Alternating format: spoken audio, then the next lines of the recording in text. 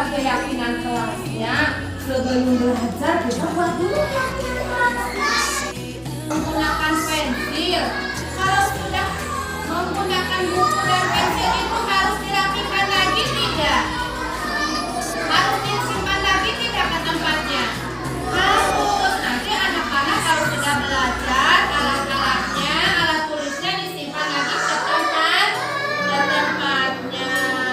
Nah, setelah bermain anak-anak, kalau bermain balok, anak-anak harus dirapikan lagi tidak?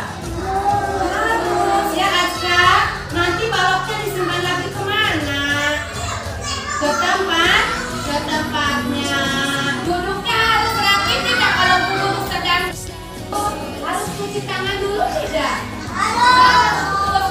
Sebelum makan, setelah makan, anak-anak harus cuci tangan. Lalu doa. Iya. Tadi sama Bu Guru sudah dihilangin.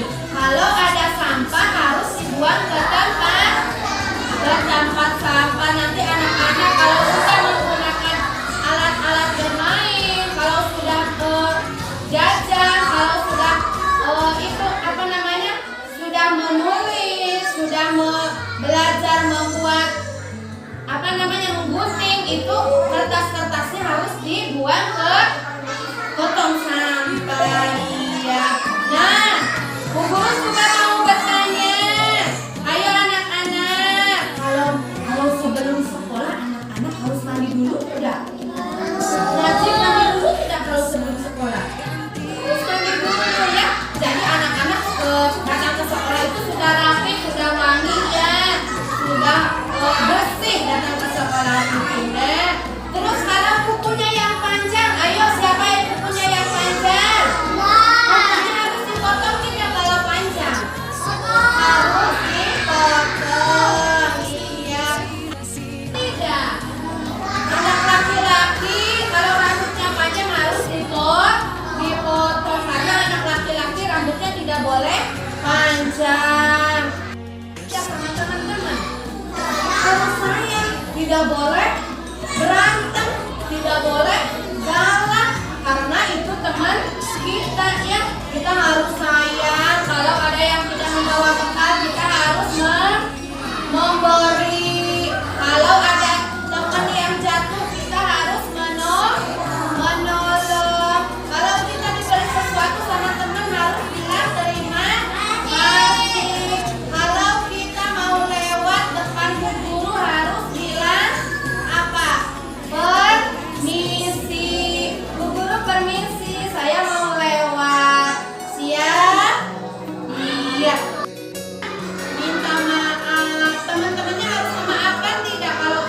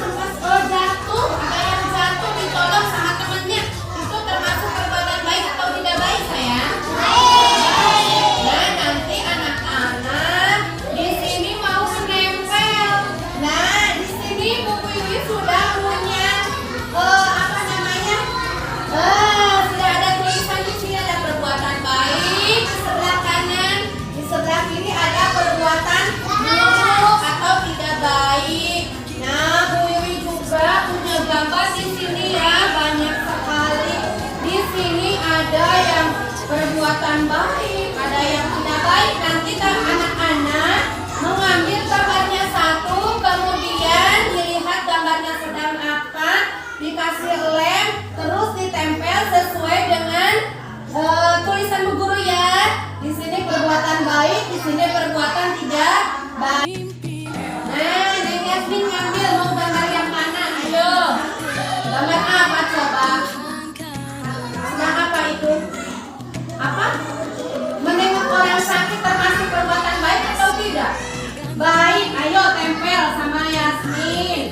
Dan sini lagi Albi, ayo Albi, nyari gambarnya yang mana? Gambar apa itu Albi? Menebang pohon sembarangan termasuk perbuatan baik atau tidak?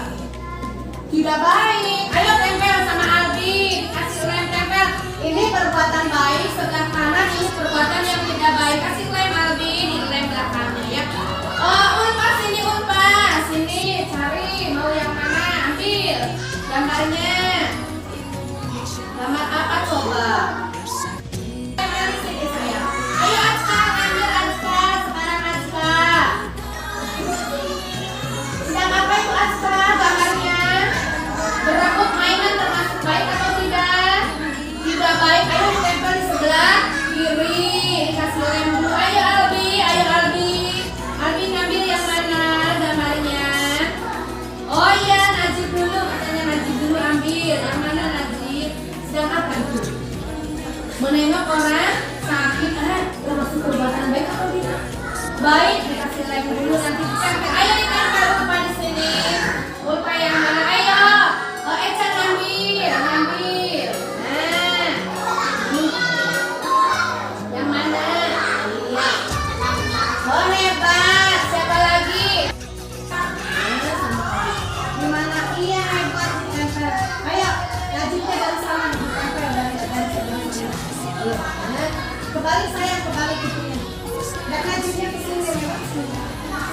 Hebat. Gimana? Hebat, pintar. Duduk lagi. Siapa yang belum? Siril, yang Siril. Begitu aja. Siril. Udah hebat. Siapa lagi yang belum? Gimana itu nempelnya? Oh iya, itu perbuatan baik. Siapa lagi? Ini, ayo tempelin di sini sayang. Nah, siapa lagi? Iya hebat.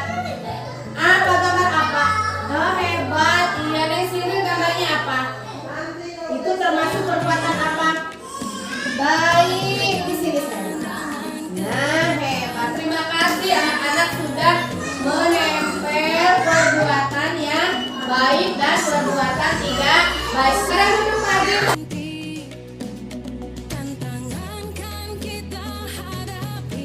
Di sini ada orang yang sedang makan bersama berbagi makanan, itu termasuk perbuatan baik atau tidak? Baik. Di sini ada yang sedang menengok orang sakit, termasuk perbuatan baik atau tidak? Baik. Iya. Di sini ada yang sedang menebang pohon sembarangan, itu perbuatan baik atau tidak? Tidak baik. Iya hebat. Di sini ada yang berebut mainan, itu termasuk perbuatan baik atau tidak? Tidak baik. Iya, nanti yang baik, yang perbuatan baik sama anak-anak di checklist, nanti yang tidak baik sama anak-anak di apa? Dicakra. Nah, gambar yang perbuatannya baik harus di checklist. Ayo cari yang sedang berbuat baik, anak-anaknya di checklist. Kalau yang perbuatannya tidak baik harus dicakra di bawahnya ya.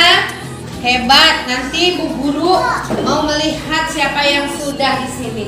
Iya, di checklist. Di bawahnya saja, di bawahnya. Di sini di checklist. Nanti yang tidak baik harus dicakra. Hebat, anak-anak pada pinter-pinter.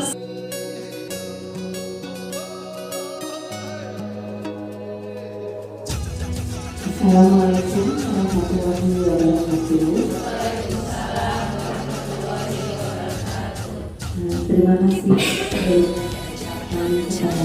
teman-teman semua yang telah bersedia untuk mengikuti undangan saya untuk melaksanakan pembahasan tentang budaya positif, karena saya ingin untuk memenuhi tugas aksi nyata modul 1 diberikan. Sekali lagi saya ucapkan terima kasih terutama kepada ibu kepala sekolah dan rekan-rekan semua. Semoga pertemuan kita hari ini menyatakan berkah oleh Allah Subhanahu wa Ta'ala. Marilah kita bersama-sama membaca Bismillah. Bismillahirrahmanirrahim. Terima kasih. Baik teman-teman semua, saya akan memaparkan tentang budaya positif, menyebarkan pemahaman dan penerapan pengalaman budaya positif. Selanjutnya ada konsep kunci tentang budaya positif, yaitu satu ada perubahan paradigma belajar, disiplin positif, nilai-nilai kebajikan, kebutuhan dasar manusia, motivasi perilaku manusia, posisi kontrol guru, keyakinan kelas, dan segitiga restitusi. Selanjutnya, pembelajaran dengan paradigma baru. Pembelajaran dengan paradigma baru atau kurikulum merdeka merupakan pembelajaran yang berorientasi pada penguatan kompetensi dan pengembangan karakter sesuai dengan dimensi profil Pancasila. Profil pelajar Pancasila terdiri dari 6 elemen, 6 dimensi, yaitu 1. Beriman bertakwa kepada Tuhan Yang Maha Esa dan berakhlak mulia, mandiri, bergotong royong, berkebenekaan global, bernalar kritis, dan kreatif. Selanjutnya, miskonsepsi tentang teori kontrol. Apa saja? Ilusi guru kontrol murid. Selanjutnya, ilusi bahwa semua penguatan positif, efektif, dan bermanfaat. Ilusi bahwa kritik dan membuat rasa bersalah mampu membentuk karakter. Ilusi bahwa orang dewasa berhak memaksa. Mengubah paradigma stimulus respon ke pendekatan teori kontrol. Stimulus respon tentang dunia. Satu realita kebutuhan kita semua. Semua orang melihat hal yang sama. Kita mencoba mengubah orang agar berpandangan sama dengan kita. Perilaku buruk dilihat sebagai suatu kesalahan. Orang lain bisa mengontrol saya bisa mengontrol orang lain. Pemaksaan ada pada saat bukan gagal, model berpikir menang atau kalah. Terus kontrol dengan dunia. Yang pertama, realita atau kebutuhan kita berbeda. Setiap orang memiliki gambaran yang berbeda. Kita berusaha memahami pandangan orang lain tentang dunia. Semua perilaku memiliki tujuan. Hanya Anda yang bisa mengontrol diri Anda. Anda tidak bisa mengontrol orang lain. Kolaborasi dari konsesi menciptakan pilihan-pilihan baru, model berpikir menang. Nah, di sini ada disiplin positif. Sikap disiplin adalah rasa ketaatan dan kepatuhan terhadap nilai-nilai yang dipercaya dan menjadi tanggung jawab. Dengan kata lain, disiplin adalah rasa kepatuhan terhadap aturan atau pengawasan atau pengendalian. Disiplin positif merupakan salah satu cara penerapan disiplin yang bertujuan untuk menumbuhkan kesadaran serta memberdayakan anak untuk melakukan sesuatu tanpa sogokan, ancaman, maupun hukuman. Dalam penerapannya, disiplin positif ini, anak diajarkan untuk memahami konsekuensi dari perilaku mereka. Selain itu, disiplin positif juga mengajarkan anak untuk bertanggung jawab serta rasa hormat dalam berinteraksi dengan lingkungannya. Nilai-nilai kebajikan. Nilai yang disepakati bersama lepas dari suku, bangsa, agama, bahasa maupun latar belakangnya. Nilai-nilai kebajikan Universal meliputi keadilan, tanggung jawab, kejujuran, bersyukur, lurus hati, berprinsip, integritas, kasih sayang, rajin, komitmen, percaya diri, kesabaran, dan lain-lain. Nah, di sini ada kebutuhan dasar manusia. Kebutuhan dasar manusia itu yang pertama, bertahan hidup. Yang termasuk kebertahan hidup itu ada sadang, ada pangan, ada papan. Nah, kalau zaman dahulu itu disebutnya kebutuhan primer, kebutuhan sekunder, dan kebutuhan tersier. Kebutuhan bertahan hidup ini harus kita penuhi sebagai guru di pendidikan PAUD. Karena dengan tercukupinya sandang, pangan, papan, maka kehidupan kita juga akan terasa nyaman. Yang kedua adalah kasih sayang dan rasa diterima. Nah, termasuk berbagi, kerjasama, bagian dari kelompok. Kasih sayang, contohnya seperti kalau ke peserta didik ya, anak-anak itu membutuhkan kasih sayang kita. Rasa ingin diterima, apapun yang mereka lakukan tidak mau disalahkan sama guru. Mereka maunya diterima sama guru. Dengan kita memberikan kasih sayang yang ikhlas, yang tulus kepada peserta didik kita, maka anak-anak akan merasa bahagia dan mencapai keselamatan setinggi-tingginya. Karena kalau anak-anak dari kecil sudah merasa bahagia, maka mereka sampai besar pun akan merasa bahagia dalam kondisi apapun. Nah, yang selanjutnya penguasaan. Penguasaan di sini ada harga diri, diakui, didengar, memimpin, berprestasi, dan lain-lain. Anak-anak juga di sini ingin merasa diakui, terutama bersama teman-teman sebayanya. Mereka ingin diakui dalam kegiatan bermain, ingin diakui sama ibu guru, walaupun mereka mengerjakan hal-hal yang tidak disukai sama temannya, mereka ingin diakui. Tetapi kita sebagai guru harus selalu mengingatkan tentang perilaku anak-anak di sekolah, karena kita harus bisa menerapkan budaya positif di sekolah kita. Yang selanjutnya kebebasan, mandiri, mencoba hal-hal baru dan lain-lain. Anak-anak itu harus kita didik untuk mandiri. Anak-anak selalu ingin mencoba hal-hal yang baru karena sifat anak-anak itu unik. Mereka selalu ingin mencoba hal-hal yang baru mereka temukan, itu akan selalu dicoba oleh peserta didik kita. Dan kita juga harus menerima apa yang mereka sudah temukan. Kita harus tampung, kita harus diskusikan bersama anak-anak, dan kita terapkan bersama-sama di kelas bersama anak didik. Yang terakhir ada kesenangan, bermain humor, antusiasme, tertawa, dan lain-lain. Anak-anak seyogianya membutuhkan itu untuk kesenangan. Apapun yang mereka lakukan di sekolah itu harus senang. Walaupun dalam belajar kita harus bisa menciptakan kegiatan pembelajaran yang dapat menyenangkan anak-anak. Supaya anak-anak tidak merasa tertekan, kita harus bisa memberi kebebasan kepada anak-anak dalam memilih kegiatan pembelajaran. Supaya anak-anak dalam mengikuti kegiatan pembelajarannya merasa senang. Sementara saya juga akui ya, sementara kita hanya memaksakan kepada anak untuk bisa mengikuti apa kemauan guru, tetapi itu sekarang tidak boleh. Menurut Ki Hajar Dewantara, anak-anak itu harus dibebaskan. Maksudnya mereka harus bisa memilih apa yang mereka sukai, sesuai yang mereka minati, supaya mereka mengikuti kegiatan pembelajarannya dengan hati yang senang dan gembira.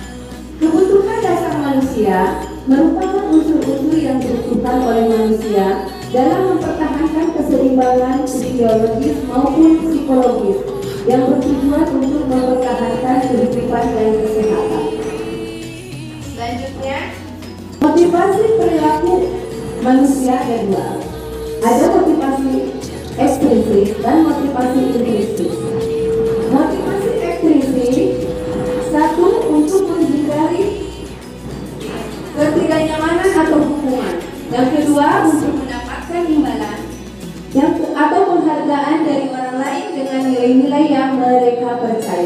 Motivasi intrinsik yaitu untuk menjadi orang yang mereka izinkan dan menghargai diri sendiri.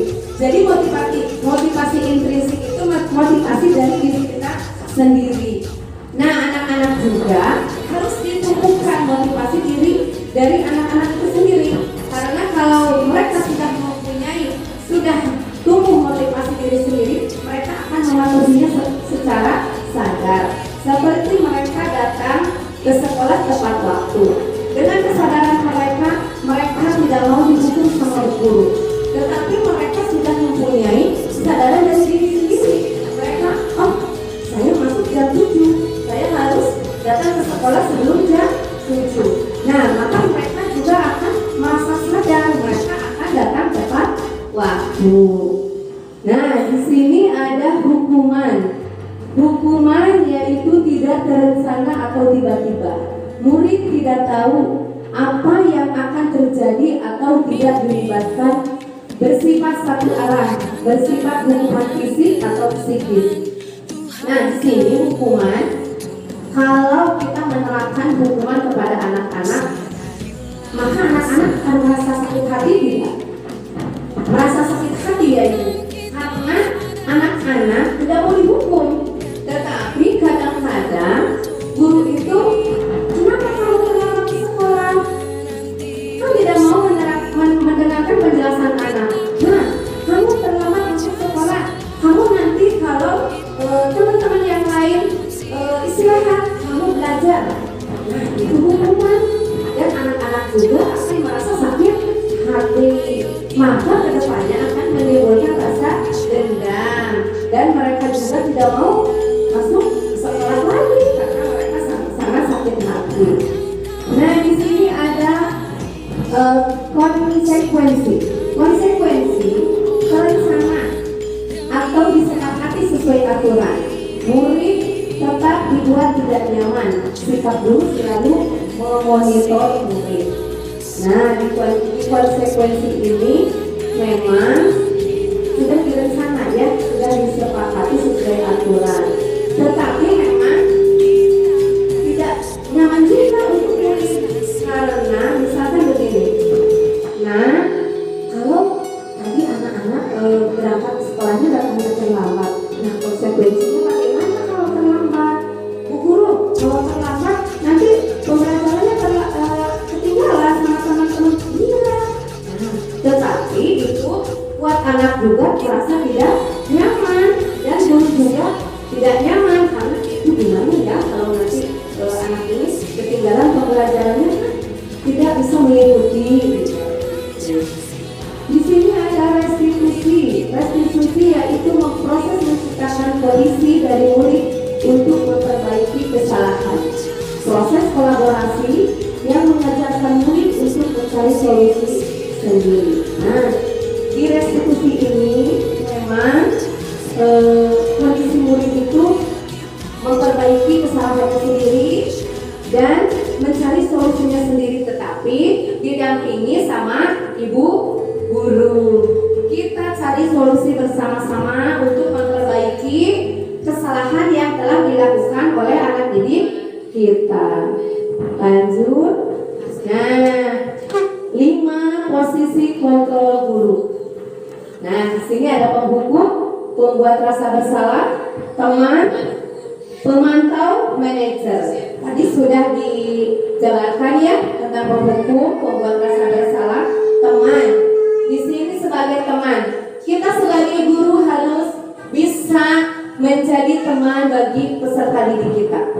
Nah, supaya apa yang mereka lakukan tidak merasa sakit ya. Kalau seperti hukuman di sini kan anaknya nanti sakit hati. Kalau teman, kita harus bisa mengajak mengobrol anak didik kita sebagai teman, supaya mereka merasa diakui, dan kita juga bisa caranya dengan mendekati peserta didik. Ada pemantau, sebagai pemantau, guru juga sebagai pemantau. Nah, untuk sebagai pemantau itu guru hanya memfasilitasi, memantau kegiatan anak-anak didik kita. Karena menurut Ki Hajar Dewantara, guru itu juga menuntun menuntun anak didik kita untuk mencapai kebahagiaan dan keselamatan yang setinggi-tingginya. Kita tidak boleh memaksakan kehendak kepada anak didik kita yang hanya bisa memilih kegiatan apa yang mereka sukai, dan kita sebagai pendidik hanya memantau ya proses kegiatan pembelajaran yang mereka lakukan. Nah, di sini ada manajer.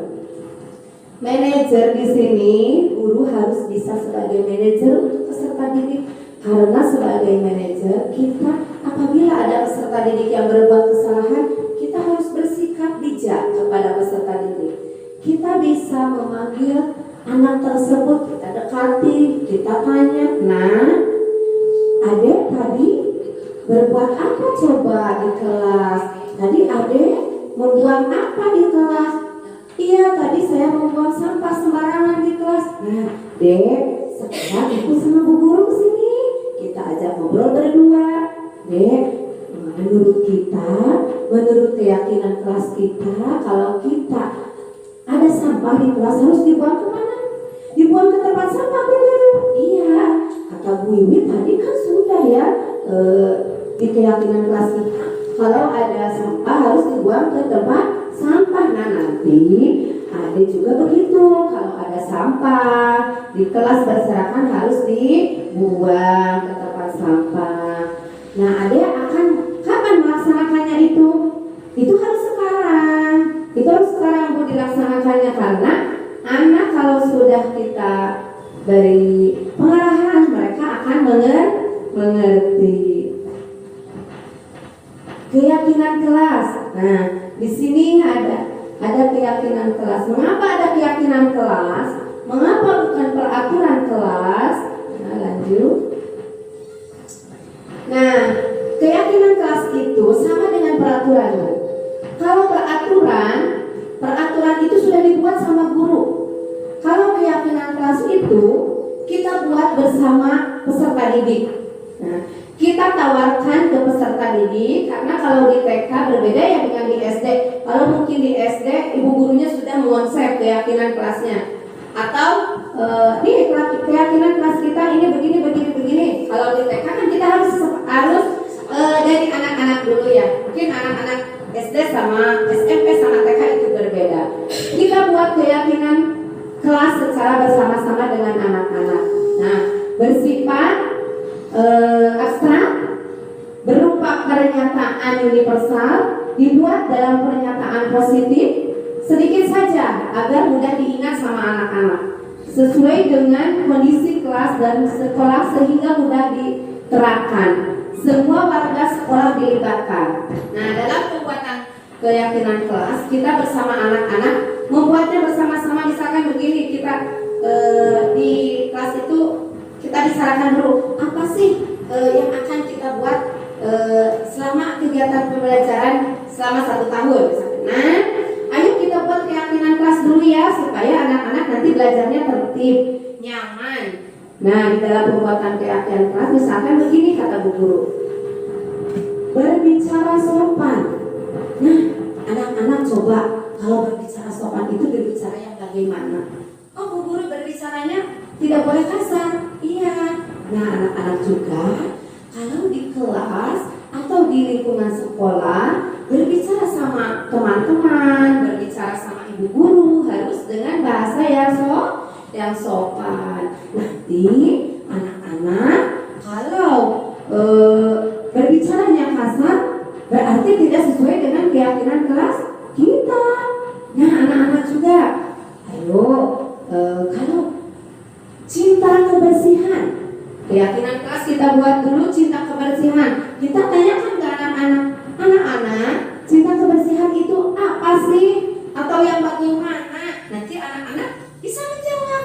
Bu guru, cinta kebersihan itu kalau ada sampah harus dibuang ya bu guru? Iya. Kalau anak-anak habis jajan, habis makan, wadahnya, plastiknya harus dibuang ke tempat sampah. Nah, anak-anak harus membuangnya ke tempat sampah. Kita buat kesepakatan dengan anak-anak. Nanti anak-anak juga akan timbul dari dirinya sendiri untuk setiap hari melakukan hal seperti itu. Karena mereka kalau lupa, kita juga bisa bisa mengingatkan kalau ada yang membuang sampah sembarangan. Nah, keyakinan kelas kita apa yang kemarin dibuat coba? Tuh sampahnya kok dibuang sembarangan? Oh iya guru, atau kita harus membuang sampahnya ke tempat sampah ya?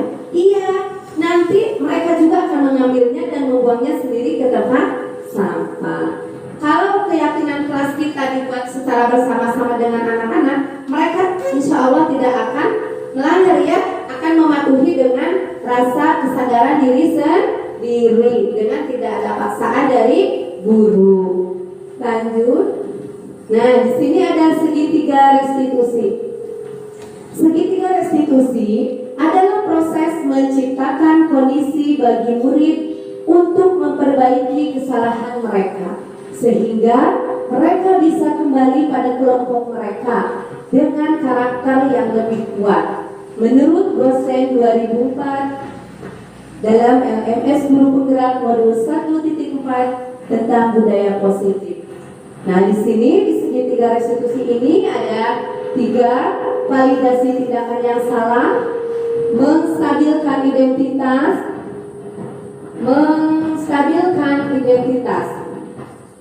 Nah, di segitiga restitusi ini kita harus bisa memahami, karena kita harus bisa menciptakan kondisi bagi murid kita untuk memperbaiki kesalahan mereka.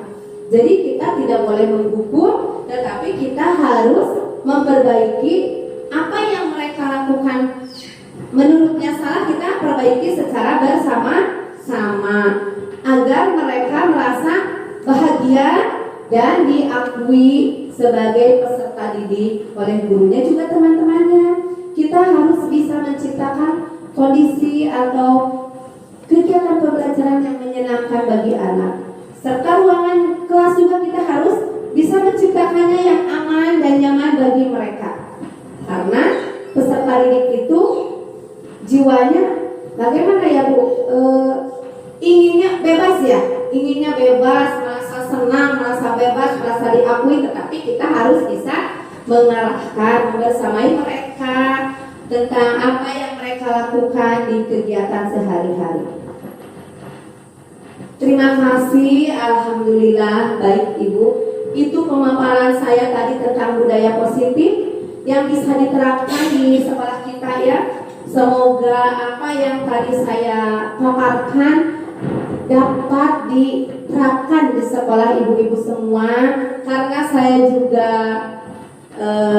belum begitu memperjelas ya. Kalau ada yang kurang jelas bisa ditanyakan, dan saya mohon maaf apabila ada kekurangan, karena masih banyaklah kekurangan dari diri saya. Saya mohon maaf sekali lagi. Wassalamualaikum warahmatullahi wabarakatuh. Baik, ibu-ibu, tadi pemaparan dari tentang materi budaya positif yang akan diterapkan sekolah kita ya. Apabila ada yang kurang jelas atau kurang puas ya dari ibu-ibu semua, silahkan saya buka pertanyaan. Barangkali ada yang mau bertanya, silahkan. Oh iya Bu Iha, silahkan, sudah mengacungkan tangan. Silahkan Bu. Terima kasih Terima kasih kepada Ibu Wi atas kesempatannya. Atas pemaparan tadi dijelaskan bahwa ada peraturan kelas dan ada keyakinan. ya, Keyakinan kelas ya. Iya, bahasa yang paling baik tepat untuk ke anak itu apakah peraturan kelas atau keyakinan kelas gitu. Terus apa bedanya pembentukan ya peraturan kelas itu kan langsung oleh guru ya. Dan keyakinan kesepakatan bersama gitu, kesepakatan bersama dengan murid. Nah, itu yang lebih baik itu yang seperti apa gitu, yang baiknya gitu, apakah peraturan kelas atau keyakinan kelas. Ya. Terima kasih. Terima kasih ya Bu Iha atas pertanyaannya. Pertanyaannya yaitu tentang keyakinan kelas dan peraturan kelas. Tadi setelah saya juga sudah singgung ya di pemaparan, memang peraturan kelas itu yang sudah dibuat guru ya. Kebanyakan guru dulu ya memang datang jangan terlambat, harus mengerjakan tugas sesuai jam segini. Kalau tidak selesai nanti pulangnya terlambat begitu ya. Nah, itu peraturan sudah dibuat sama guru. Kalau peraturan sudah dibuat sama guru, anak-anak mungkin ada yang tertekan ya. Ada yang tertekan, guru, kan saya tidak bisa nanti saya gimana kalau terlambat begitu. Nah, kalau di keyakinan kelas, kesepakatan kelas kita buatnya secara bersama-sama bersama peserta didik. Nah, ayo kita buat dulu keyakinan kelas kita, kesepakatan kelas kita mau gimana. Nih belajarnya mau gimana, peraturan kelasnya mau gimana. Kalau keyakinan kelas kita buat bersama-sama bersama peserta didik, kita mengajukan ke anak-anak, anak-anak juga akan mengajukan kepada kita. Nah, kita sepakati bersama, dan mereka juga kalau sudah disepakati bersama, mereka akan mematuhi dengan kesadaran diri sendiri, tidak akan terpaksa. Mereka akan sadar dengan sendirinya. Oh, kayak kesepakatan kita, kelas kita kan kalau sudah belajar, kalau sudah menulis, alat-alatnya harus dibereskan lagi ke tempatnya. Oh, kita bereskan lagi dengan sendirinya tanpa kita suruh. Mereka akan membereskan dengan sendirinya. Tetapi kalau peraturan, misalkan, nah nanti kalau sudah belajar alat tulisnya disimpan lagi ya ke tempatnya. Ya Bu, mungkin mereka menerima. Tetapi kalau sudah belajar, gimana ya? Kan saya mau main ya, atau anak-anak kan gitu ya, harus membereskan ini dulu. Nah, nanti anak-anak ada merasa tertekan dirinya. Beda dengan keyakinan kelas. Kalau keyakinan kelas, kesepakatan kelas kita buat secara bersama, mereka akan menerima dengan senang hati, dengan perasaan dari dirinya itu sadar, senang. Ya mungkin itu Bu Iha. Bagaimana dengan jawabannya? Terima kasih Bu. Ya, terima kasih. Apalagi sekarang ya di tahun ajaran baru kita bisa bersama-sama membuat kesepakatan kelas untuk kegiatan pembelajaran kita supaya anak-anak merasa aman, senang, guru juga merasa senang. Ya. Terima kasih. Baik, mungkin itu jawaban dari saya. Kurang lebihnya saya mohon maaf. Assalamualaikum.